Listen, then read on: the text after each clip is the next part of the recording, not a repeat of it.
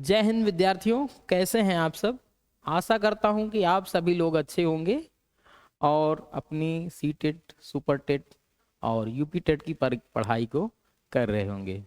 तो आज हमारा जो पार्ट 2 सेकंड लेक्चर है, जो पहला लेक्चर हमने लिया था उसके बाद आज हमारा सेकंड लेक्चर है। उसमें जो छूट गया था तो वो उसके बाद का हमने कंप्लीट यहाँ करने जा रहे हैं।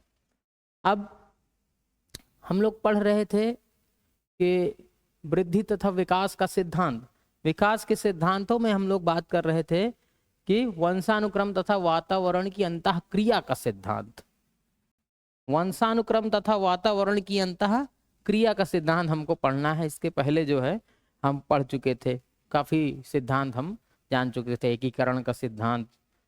तो आज हमें ये वंशानुक्रम तथा वातावरण की अंतःक्रिया का सिद्धांत पढ़ना है।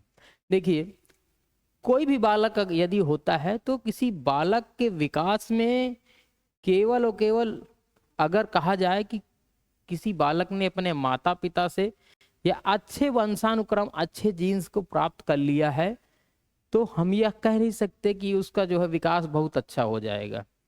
अर्थात यदि माता पिता की बुद्धि लब्धि बहुत अच्छी है, माता पिता की बुद्धि लब्धि अच्छी है, माता पिता बहुत सक्सेसफुल हैं और उनकी बुद्धि लब्धि बहुत अच्छी है, तो जरूरी नहीं कि जो बच्चा है उसकी भी बुद्धि लब्धि बहुत अच्छी हो जाए या बच्चा भी बहुत ज्यादा सक्सेसफुल हो जाए। क्योंकि विकास का सिद्धांत यह कहता है कि बुद्धि लब्धि और विकास के लिए जो है वंशानुक्रम तथा वातावरण दोनों की अंतःक्रिया से होगा, यानी दोनों कारक जिम्मेदार होते हैं। वंशानुक्रम से अच्छी बुद्धि लब्धि बालक को मिलनी चाहिए तथा अच्छे वातावरण में उसका रहन सहन भी होना चाहिए। क्योंकि यदि मान लीजिए कोई बालक है, अगर वह सपोज दैट अच्छा वंशानुक्रम से अच्छी बुद्धि लब्धि प्राप्त कर लेता है, लेकिन उसको रहने के लिए अच्छा वातावरण नहीं मिल पाता है, तब क्या होगा, जो बुद्धि लब्धि उसके पास है भी तो वह बुद्धि लब्धि कुंठित हो जाती है और ऐसे में बालक का विकास बाधित हो जाता है। तो जब बालक का विकास बाधित हो जाएगा तो उसका ओवरऑल विकास जो है उससे प्रभावित होता है। तो यहाँ पर हम लोग देख लेते हैं, देखिए क्या कि प्रत्येक बालक का जो विकास होता है वंशानुक्रम तथा वातावरण की अंतःक्रिया द्वारा होता है। दोनों माध्यम से बालक ने बहुत अच्छी बुद्धि लब्धि प्राप्त कर लिया हो, ठीक है, दोनों माध्यम से तो सारा विकास अच्छा हो, ठीक है, ये जरूरी नहीं है। ठीक, दोनों में से एक माध्यम में अगर उसके पास सब कुछ अच्छा कर लिया हो तो कोई जरूरी नहीं कि विकास हो। लेकिन यदि दोनों माध्यम में बालक को अगर अच्छा वातावरण भी मिले, अच्छा वातावरण भी मिले और वंशानुक्रम से अच्छी बुद्धि लब्धि भी मिले,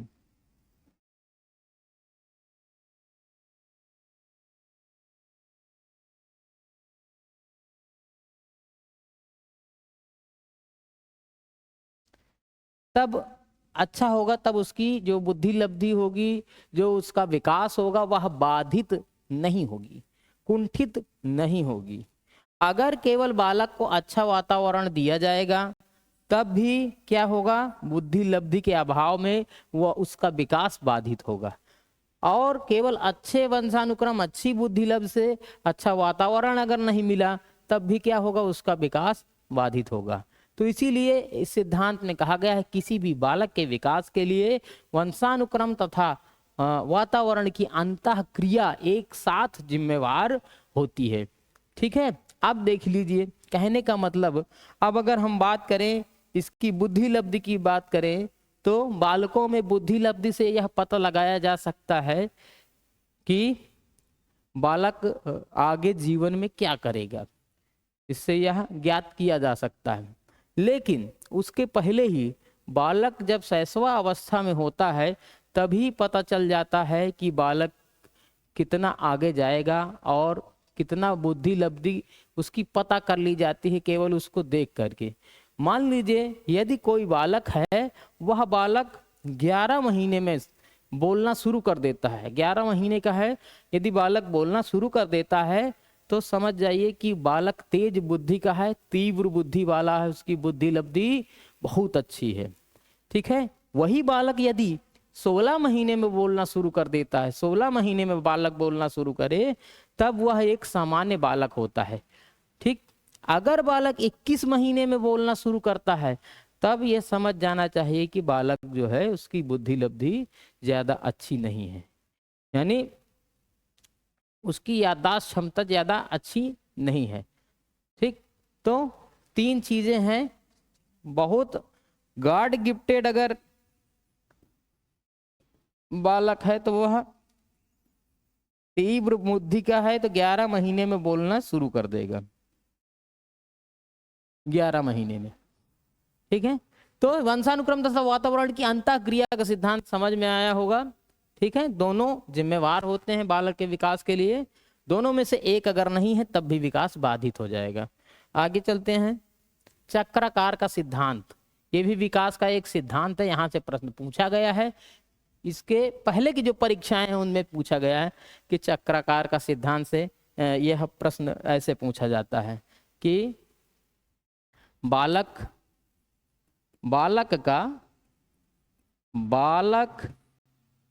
का विकास होता है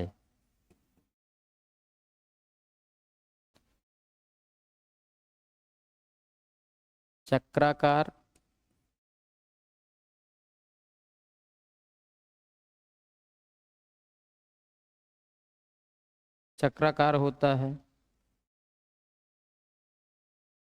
समान रूप से चलने वाला होता है,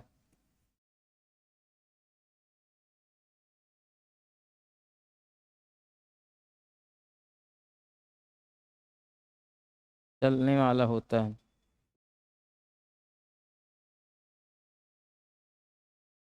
ठीक है, चलते चलते रुक जाता है, इनमें से कोई नहीं, ऐसे करके ऑप्शन दे देगा।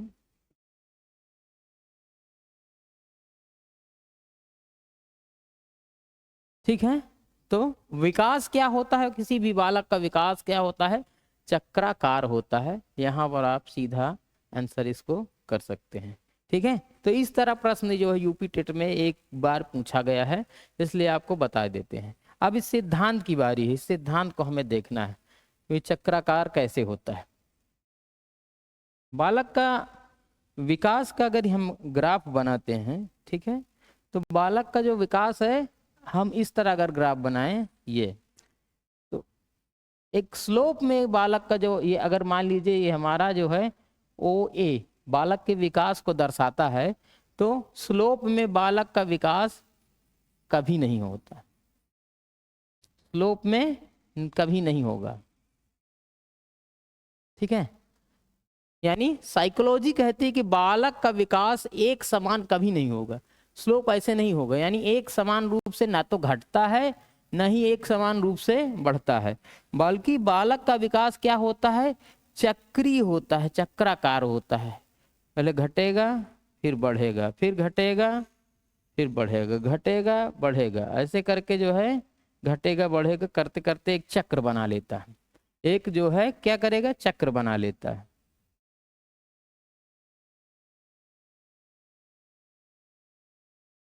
ठीक है, इसी को कहा जाता है, जो बालक का विकास होता है वो चक्राकार होता है, चक्रीय होता है, यानी कभी भी समान नहीं होता, कभी भी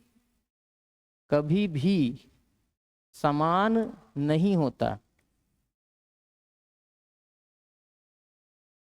ठीक है, यह या तो घटता है, या तो घटता है या बढ़ता है।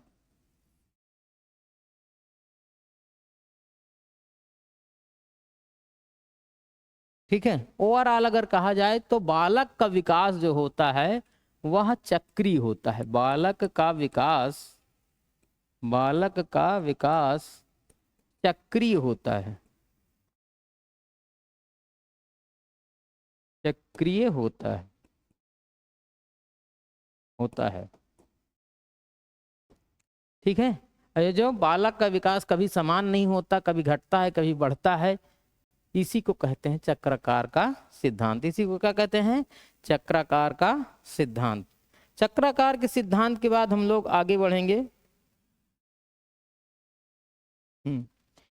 अब देखिए, बालक का चक्राकार विकास होता है या कभी तीव्र होता है, कभी मंद होता है, घटता बढ़ता रहता है। सबसे लास्ट में देखिए क्या है बचा, उसको देख लेते हैं, एकीकरण का सिद्धांत। एकीकरण का सिद्धांत शायद हम इसके पहले हम लोग देख चुके हैं, थोड़ा सा इसको और देख लेते हैं। एकीकरण का सिद्धांत, बालक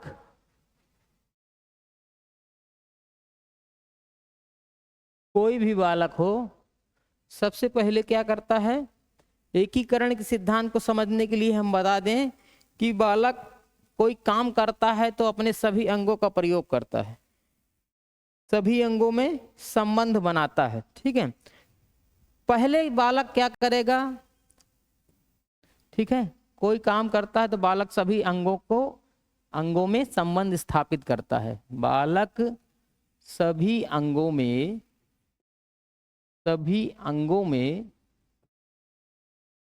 संबंध स्थापित करता है, संबंध स्थापित करता है। बालक सभी अंगों में संबंध स्थापित करता है। ठीक है, या अर्थात बालक पहले हाथ चलाता है, पहले हाथ चलाता है,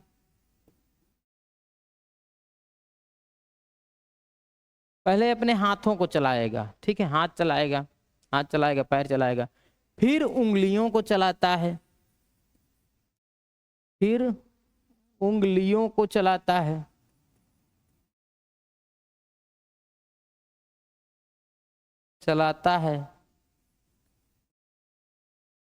फिर उसके बाद यह एकीकरण स्थापित कर लेता है, सभी अंगों को एक साथ चलाता है। एकीकरण स्थापित कर लेता है मतलब दोनों को एक साथ चलाने का इसका अनुभव हो जाता है, तब ये हाथ और उंगलियां दोनों एक साथ चलाता है। फिर यह हाथ और उंगलियां एक साथ चलाता है, इसे ही एकीकरण का सिद्धांत कहते हैं। इसे क्या कहते हैं? एकीकरण का सिद्धांत कहते हैं। ठीक है, अब इसके बाद जो आगे है हमें पढ़ना है, वृद्धि तथा विकास को प्रभावित करने वाले कारक। ठीक है, वृद्धि तथा हेडिंग डालना है, वृद्धि तथा विकास को प्रभावित करने वाले कारक।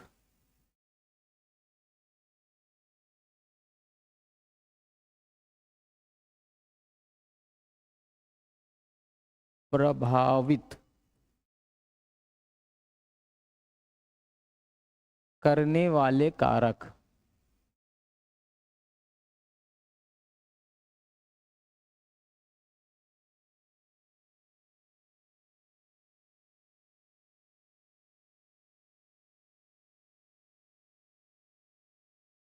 ठीक है, तो बालकों का जब विकास होता है तो बालक के विकास को कुछ कारक जो है प्रभावित करते हैं। क्या करते हैं? कारक प्रभावित करते हैं।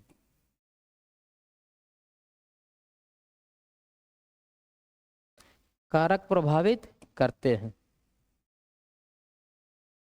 चेंज किया जाए इसको थोड़ा सा,